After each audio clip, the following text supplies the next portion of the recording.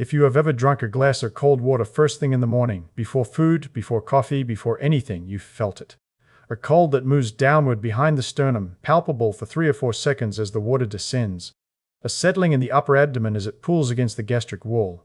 And within 20 to 30 minutes, a bowel movement that arrives more reliably than any other signal your body produces at that hour. That cold you felt behind your breastbone was not passing through empty space. It was passing alongside your vagus nerve, the primary cable of the parasympathetic nervous system, separated from the water by 3 to 5 millimeters of tissue, less than the thickness of 2 stacked coins. And a receptor in your stomach lining, a cold-sensing channel called TRPM8, was about to determine which branch of your nervous system would control your digestion, your heart rate, and your blood pressure for the next several hours. Hot coffee activates a different receptor through that nerve and sends the opposite signal. One cable, carrying opposite instructions depending entirely on temperature, the physics of how that receptor opens, why its molecular mirror responds to coffee, and why the distinction matters more after 55 than it does at 30 is where this reaches in its second half. But what happens at each station, the cold water passes through on the way down, explains why the temperature of the first thing you drink is not a preference. It is a physiological instruction. Your stomach has been empty for 8 to 12 hours. The muscular walls have contracted to a resting volume of roughly 50 milliliters, the mucosal folds pressed together, the surface area reduced to a fraction of what it becomes during a meal. The gastric acid that your parietal cells secrete continuously, even during sleep, has concentrated in that small residual volume to a pH of 1 to 2, strong enough to dissolve zinc, strong enough to denature protein on contact, and the mucus barrier protecting the stomach wall from its own acid is at its thinnest because the pathway that thickens it, prostaglandin, E2, requires food in the stomach to activate. Before anything arrives, the barrier is at minimum thickness and the acid is at maximum concentration. Meanwhile, you have been losing water all night, 300 to 500 milliliters left through your lungs and skin over 8 hours. Every exhalation carried moisture, and obligatory transepidermal diffusion through the skin continues regardless of room humidity or temperature. This loss is passive, continuous, and cannot be prevented by any environmental or behavioral adjustment you make. That water came from your plasma, the liquid component of blood that carries cells and proteins in suspension. Over 8 hours, the loss concentrates everything that remains. Red blood cells, platelets, fibrinogen, clotting factors, all suspended in a smaller fluid volume. Hematocrit, the percentage of blood volume occupied by red blood cells, rises by 1 to 3 percentage points between evening and morning. That shift is small in absolute terms, but measurably increases the blood's resistance to flow. Your blood, when you wake up, is thicker than when you fell asleep. For a 30-year-old with clean arteries, this is nothing. But the relationship between viscosity and vessel diameter follows a fourth power law, described by Poiseuille in 1840. If a vessel has lost half its diameter to atherosclerotic narrowing, maintaining equivalent flow requires not twice the pressure, but 16 times. Thicker blood through narrower vessels compounds multiplicatively, not additively. And by 55, most people have measurable narrowing, whether they know it or not. The arithmetic applies every morning. Morning is the peak period for acute cardiovascular events, as Muller and colleagues established in the New England Journal of Medicine. A convergence window where the cortisol awakening response raises blood pressure, the sympathetic surge of waking increases heart rate, platelet aggregability peaks, and the blood itself is thicker than at any other point in the day. 4 independent risk factors arriving simultaneously. The viscosity is the only one you can address before your feet touch the floor. Cold water reaches the small intestine faster than warm water, passes through aquaporin channels into the plasma, and begins diluting the concentrated blood within 15 to 20 minutes. The convergence window closes by mid-morning. The dilution arrives well within it. But the cardiovascular protection is only one consequence of what happens when cold water arrives on an empty stomach. The temperature of the water is simultaneously doing something more specific at the nerve level, and it begins before the water even reaches the stomach. Your vagal trunk, the primary cable of the parasympathetic nervous system carrying fibers from the brainstem to nearly every organ below the diaphragm, runs through the posterior mediastinum alongside your esophagus for its entire thoracic length. The two structures travel bound together in the esophageal plexus, the vagal fibers wrapping around the esophagus in a mesh rather than running as a single cable, maximizing the contact surface between nerve tissue and esophageal wall. The separation between the lumen where water passes and the space where the vagal trunk sits is 3 to 5 millimeters of tissue.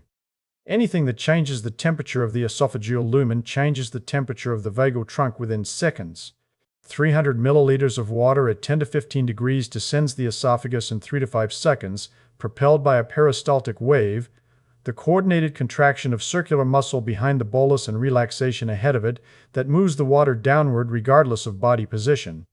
You can swallow while lying down, while inverted, while floating in zero gravity. The peristaltic wave does the work, not gravity. During that 3 to 5 second passage, the cold water reduces the temperature of the esophageal wall through direct thermal conduction. The gradient is steep, more than 20 degrees of difference across 3 to 5 millimeters of tissue, producing a rate of heat transfer that cools the outer surface of the esophageal wall, the surface closest to the vagal trunk, by several degrees within seconds. The vagal trunk receives transient cooling that lasts for the duration of the bolus passage and dissipates as surrounding mediastinal tissue rewarms over the following 10 to 20 seconds, driven by blood flow and metabolic heat production from the tissue. Nerve conduction velocity is temperature dependent. Cooling a peripheral nerve by even 2 to 3 degrees alters the timing of its action potentials and modulates its firing threshold.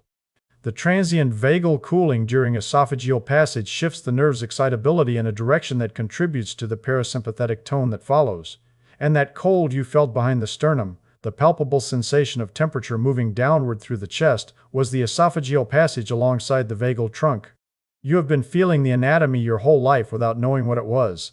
Every morning that 3-second descent, that palpable cold behind the breastbone. The physics was happening whether you understood it or not. Below the esophagus, the water enters the stomach, and TRPM8 begins firing. The receptor detects the temperature drop within seconds of the water contacting the mucosal surface and sends a signal through the vagus nerve to the brainstem. But it sends that signal simultaneously with a second signal the stomach is already generating from the arriving volume. Stretch receptors in the gastric wall detect the distension and fire their own afferent signal through that shared nerve. Two types of sensory information, thermal and mechanical, arriving at the brainstem simultaneously through a shared pathway. The brainstem computes a combined parasympathetic output that is disproportionately larger than the sum of the individual inputs. This is multimodal summation, the brainstem's response to receiving two different types of sensory information through a shared pathway, and it explains why cold water on an empty stomach produces a stronger colonic response than either cold or volume would produce alone. The thermal signal alone would produce a modest parasympathetic output. The stretch signal alone would trigger a standard gastrocolic reflex. Together, arriving simultaneously through that shared pathway, they produce a motor output to the colon that exceeds the arithmetic sum of both, a combined signal amplified by the brainstem's integration circuitry. The amplification is automatic. Two afferent inputs through one nerve produce a motor output stronger than either input deserves on its own. This drives the reflex that follows. Gastric distension triggers the gastrocolic reflex, an increase in colonic motility that begins within minutes. The pathway is specific and well mapped. Stretch receptors in the gastric wall detect the distension, generate afferent signals through the vagus to the brainstem, and the brainstem increases parasympathetic output to the colon through the pelvic splanchnic nerves. The colon responds by initiating high-amplitude propagating contractions, mass movements, coordinated propulsive waves that can traverse the entire length of the large intestine in 30 to 60 seconds. These are not the gentle segmental contractions that slowly churn and absorb throughout the day. A mass movement is the colonic equivalent of a coordinated flush, a high-force wave that propels everything in its path toward the rectum faster in a single contraction than slow mixing moves contents in an hour. And this reflex responds to mechanical stretch, not to nutritional content. 300 milliliters of water produces a comparable stretch signal to 300 milliliters of juice or broth. The gastric stretch receptors cannot distinguish between water and wine. They measure distension, and distension is a function of volume. Volume triggers the reflex. Temperature amplifies it. Cold water produces a measurably stronger gastrocolic reflex than warm water at identical volume, as Rao and colleagues documented in the American Journal of Gastroenterology. The thermal channel adds a multiplier to the mechanical stretch that volume alone provides. And the reflex is strongest after an overnight fast because the gastric mechanoreceptors have been at resting baseline for hours.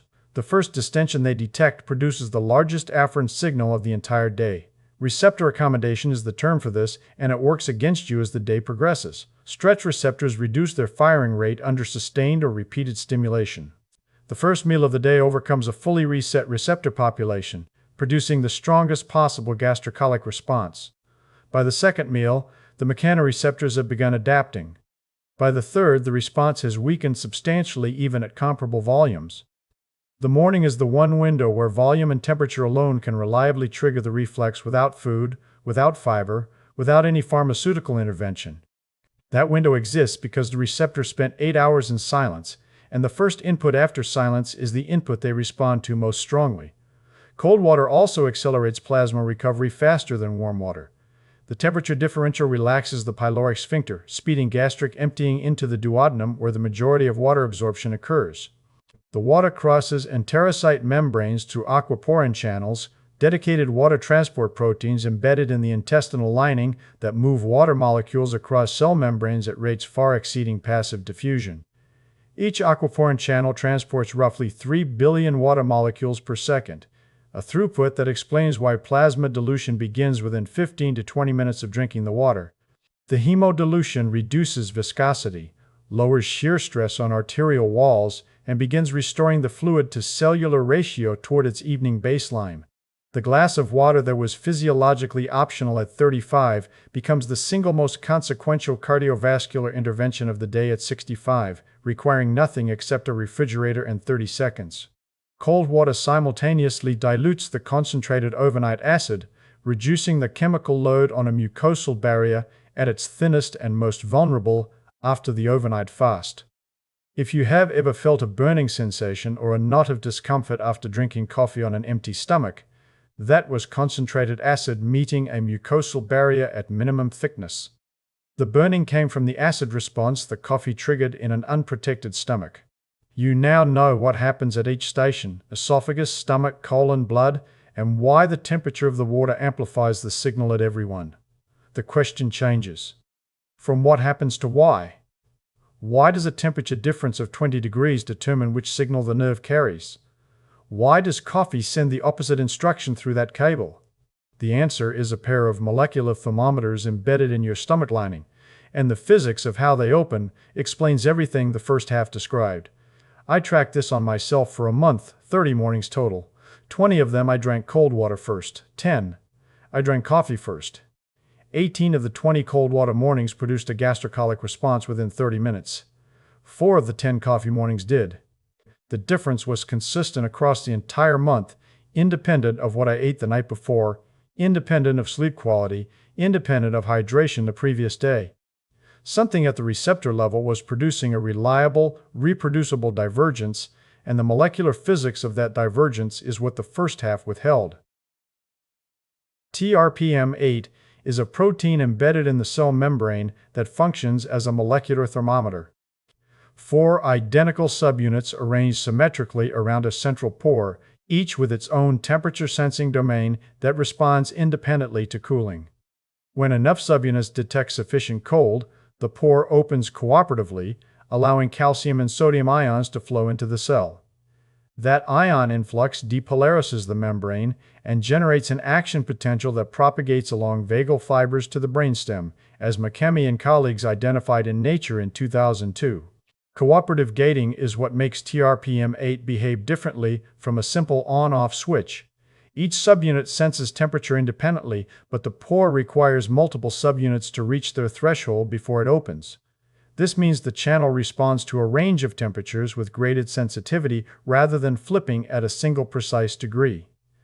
Below 26 degrees, subunits begin responding. The colder the temperature, the more subunits activate and the wider the pore opens. The conductance increases with cooling until the pore reaches maximum width, at which point further cooling produces no additional signal. The channel has a ceiling.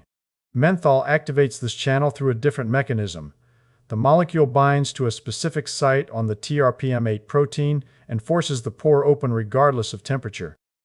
This is why a menthol lozenge produces a cooling sensation in a warm mouth, and why menthol-containing chest rubs produce a cold sensation on warm skin. The channel cannot distinguish between actual cold and a molecule that fits its binding site. Both open the pore. Both generate the signal.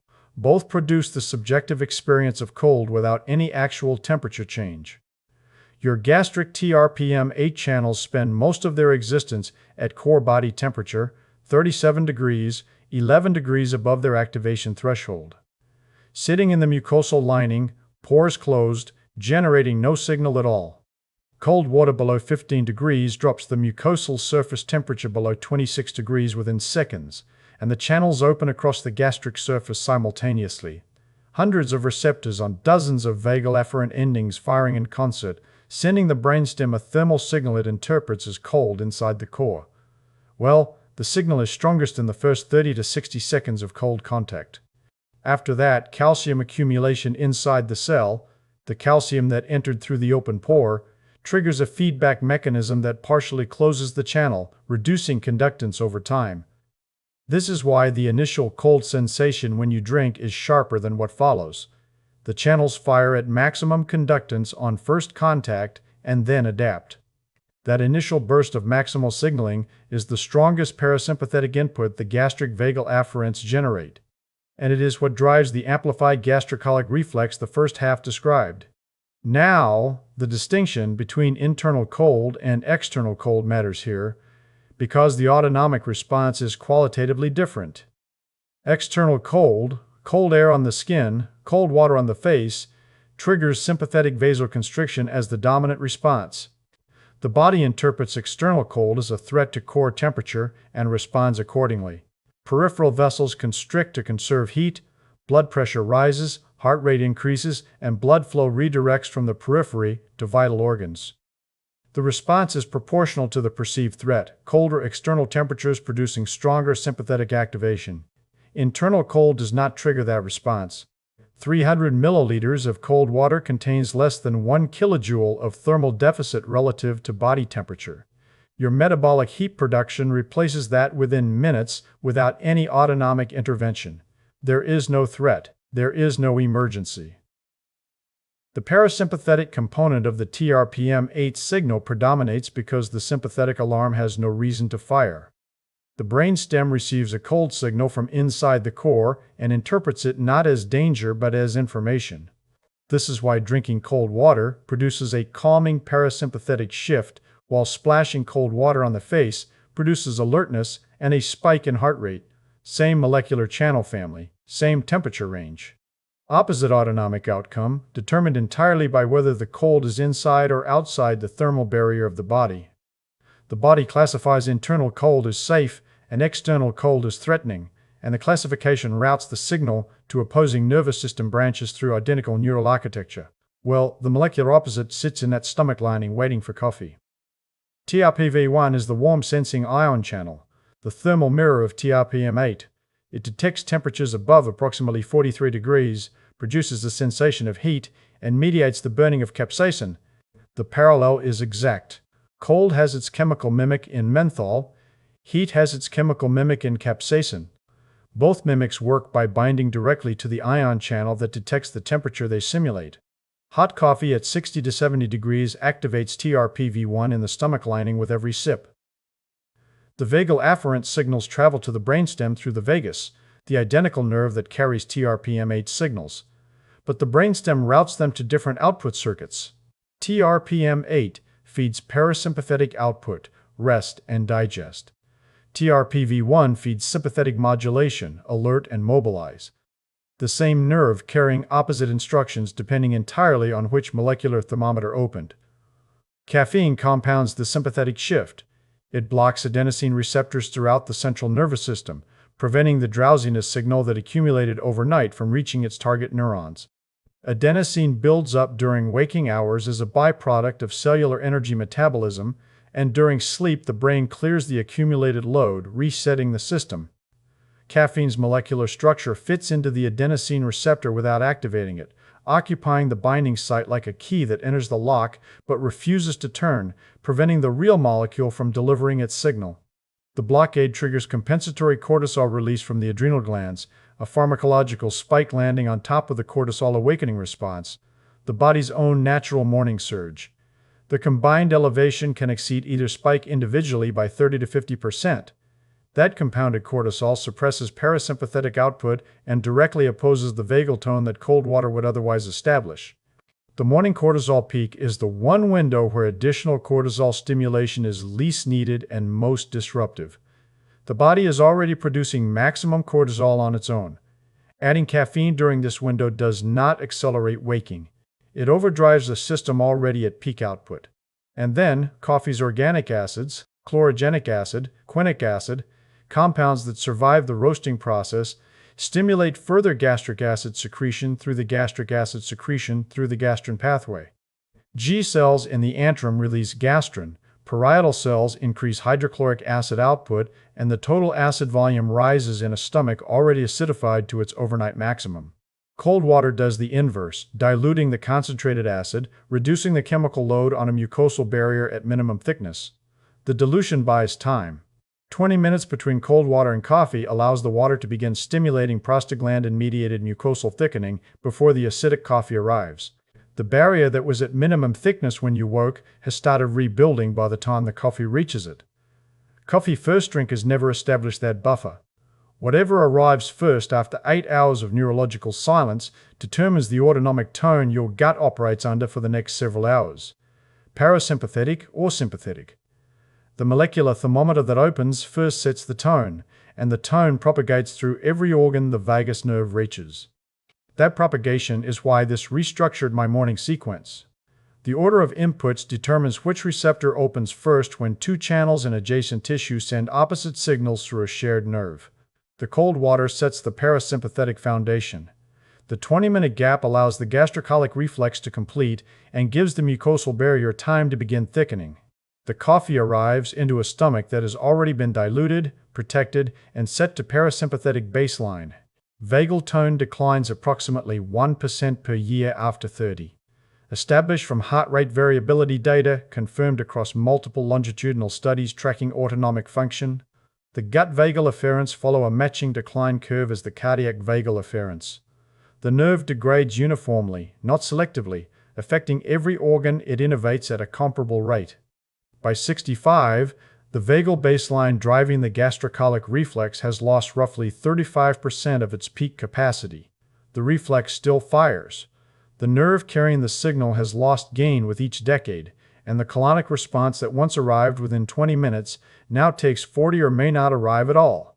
Colonic transit time confirms the pattern: 24 to 36 hours in a young adult, 48 to 72 hours in adults over 65, as Madsen measured using radiopaque markers tracked through serial abdominal radiographs. The slowing concentrates in the left colon and sigmoid, where mass movement propulsive force has weakened most. Stool accumulates in the segment closest to the rectum because the contractions that should push it the final distance have lost their amplitude. The gastric emptying rate slows along a matching trajectory. The peristaltic waves that propel food through the small intestine weaken in both frequency and force. The entire conveyor belt is decelerating, powered by a nerve losing output year by year.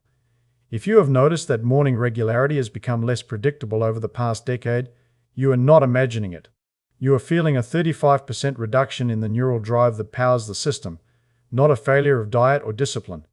A measurable decline in the nerve that carries the signal. Morning constipation after 60 is among the most common gastrointestinal complaints in clinical practice, and it traces directly to this mechanism. The nerve still functions. Its gain has decreased.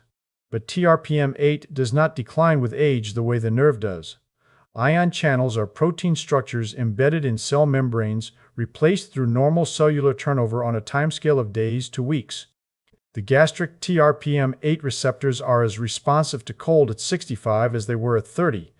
The channel protein rebuilds continuously, and the cold sensitivity holds. The nerve has lost gain, the receptor has not. Two components of one signaling chain, aging at entirely different rates, through entirely different physics. This means cold water provides a proportionally larger benefit to a 65-year-old than to a 30-year-old.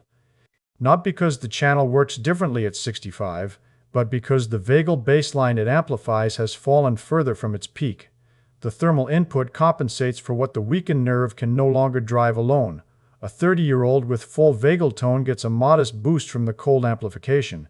A 65-year-old with 35% less vagal capacity gets a boost that can mean the difference between the reflex completing and the reflex failing to arrive. The receptor that has not aged compensates for the nerve that has.